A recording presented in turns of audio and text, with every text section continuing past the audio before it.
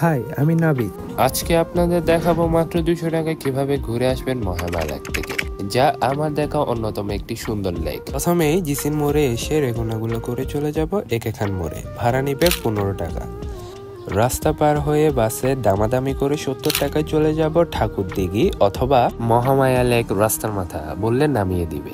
যারা ঢাকা থেকে আসবেন তারা চট্টগ্রামে বাসে উঠে মহামায়া লেক নামিয়ে দিতে বললে নামিয়ে দিবে। দাঁড়িয়ে থাকা সিএনজিগুলো করে চলে যাব মহামায়া লেকের ইকো পার্কে। গেটের মুখে ভাড়া পড়বে 15 টাকা করে।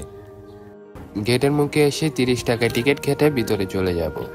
পার্কের মধ্যে ঢোকার সাথে সাথে আপনার চোখ কাড়বে এই রোডটি। অসম্ভব সুন্দর এই রোড, সাথে রয়েছে এই মনোমুগ্ধকর ভিউ। লেকে পানি কিছুটা কম, কিন্তু যা আছে তাই অনেক। চাইলে আপনারা কাইকিং করতে পারেন। আমার সময় না থাকার কারণে আমি করতে পারিনি। লেকের এই ঠান্ডা পানিতে গোসল করতে কিন্তু ভুলবেন না। বাই দ্য ওয়ে, আমাদের আসতে খরচ পড়েছে 100 টাকা এবং যেতে খরচ পড়বে 100 টাকা। মোট 200 টাকায় এই সুন্দর প্লেসটি থেকে ঘুরে আসতে পারেন। আশা করি এই ভিডিওটি আপনাদের ভালো লেগেছে। ভালো লেগে থাকলে একটি ফলো দিয়ে পাশে থাকবেন। এটি আমার প্রথম ভয়েস ওভার ভিডিও। কোনো কিছু ভুল হয়ে থাকলে ক্ষমার দৃষ্টিতে দেখবেন।